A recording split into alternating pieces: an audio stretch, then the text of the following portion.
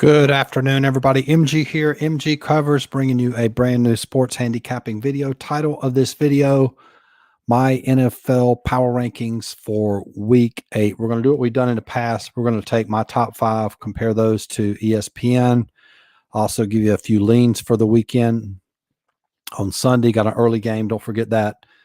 Also going to explain why unders cashing and dogs cashing at a high percentage this year, why those two are related. But as always, if this is your first time watching my videos, greatly appreciate you subscribing to the channel. Also liking this video if it brings you value. Greatly appreciate that. I even dressed up for this video, wore a collared shirt.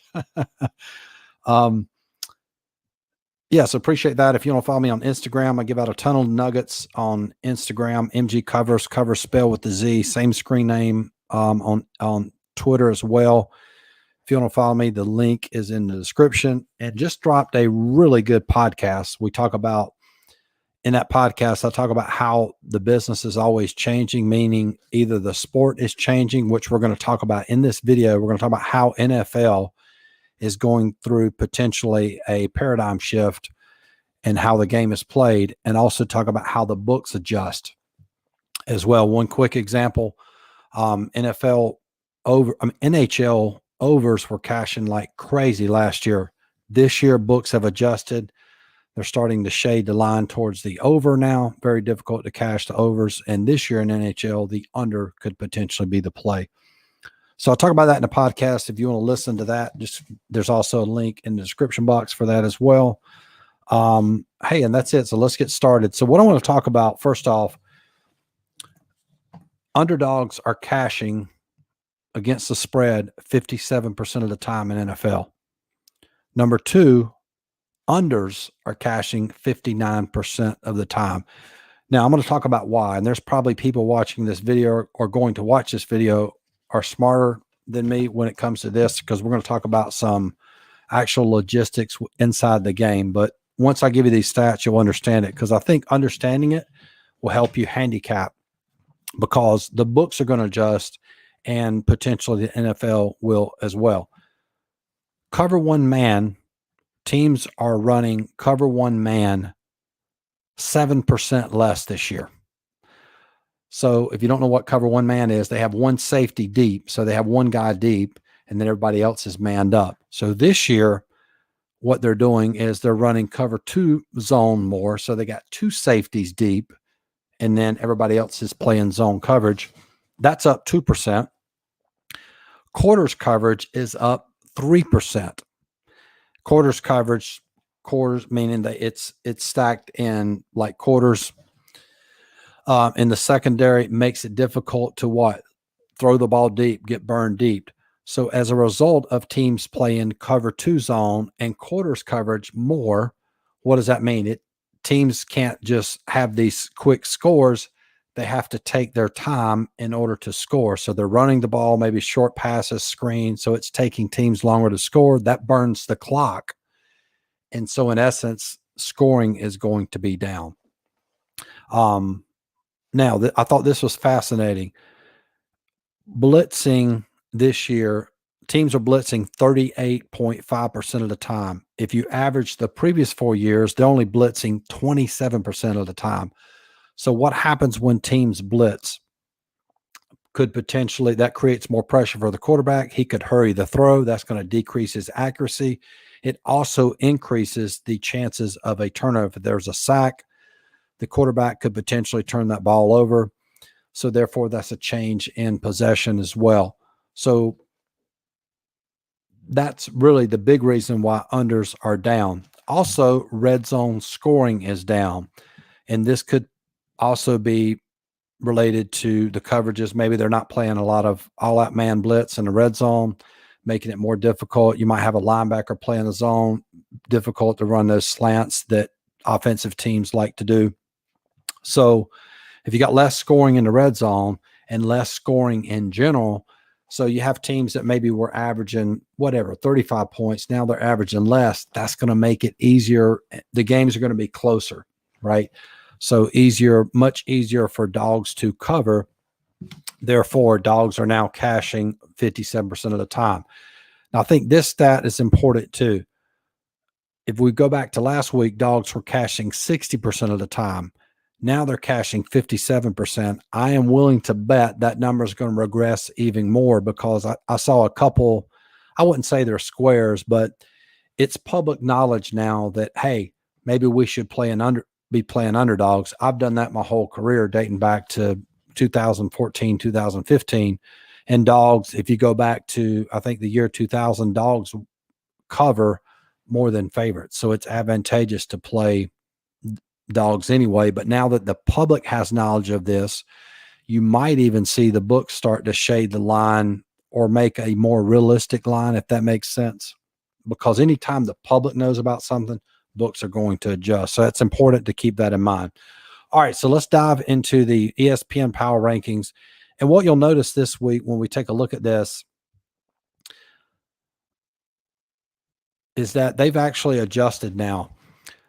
Meaning, like I've told you guys all along, Philadelphia was a good team. I've told you guys all along the Giants were a good team. But let's go ahead and go through this.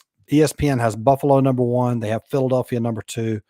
I like that. Kansas City number 3. When Kansas City plays good football, doesn't turn the ball over, they're a good team. Giants at number 4. Minnesota at number 5. Not too sure about that Minnesota power ranking. Let's take a look at mine.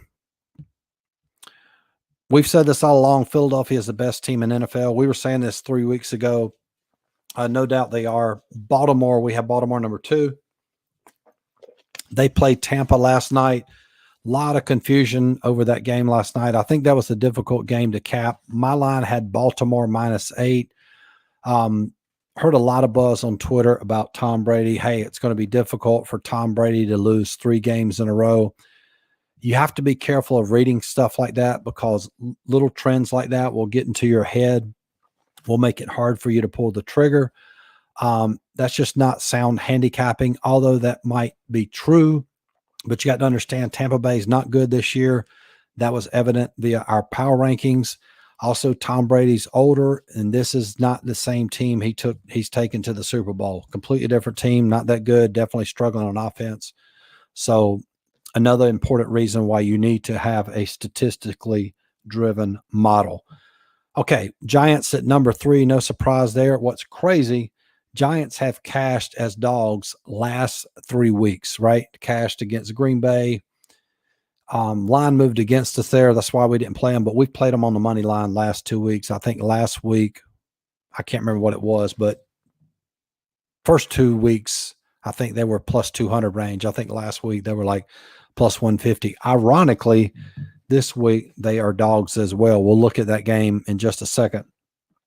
We have Arizona number 4. We've told you guys Arizona's a pretty good team. The record doesn't show it, but they can definitely move the ball, score some points. And then we have Cincinnati at number 5. So a couple games to look at. We'll dive in here. We mentioned we have the Giants as favorites again this week. Seattle is they are definitely improved. A lot of people had written them off, but definitely improving. I think the reason you see this line, it actually opened up -1 Seattle. Now it's moved to -3. Seattle, very difficult to beat at home, and the fact they have improved. And I still don't think the public has, quote, accepted Giants as a good football team. Oh, and another thing I want to mention about defensives, the reason scoring is down. Okay, if teams are playing more cover 2, they're playing more quarters coverage. So that means that extra safety is back and not in the box. What are teams going to do? Teams have already adjusted. They're going to run the ball. Giants are running the ball like crazy. Really good rushing team. I think this stat was going into last week. The Giants have no receiver that's caught over 200 yards passing. So teams, because the defenses has adjusted in NFL to prevent quick scores, playing more, quote, coverage defense. Now the offense is going to sort of counter that, and maybe you see a lot more teams running the ball more frequently. So keep that in mind as well. Some other teams to look at. I've told you guys all along about my Redskins, Washington football team.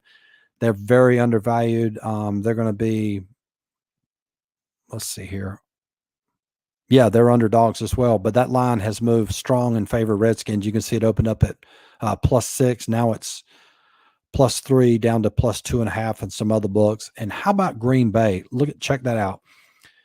That was another thing I told you guys 3 weeks ago. Green Bay is severely overvalued. The only reason they were probably valued as much as they were is because of Aaron Rodgers. Definitely could potentially be on the decline. What if I'd have told you guys at the beginning of the year, Green Bay would be +11 dogs to Buffalo in week 8? That's crazy, right?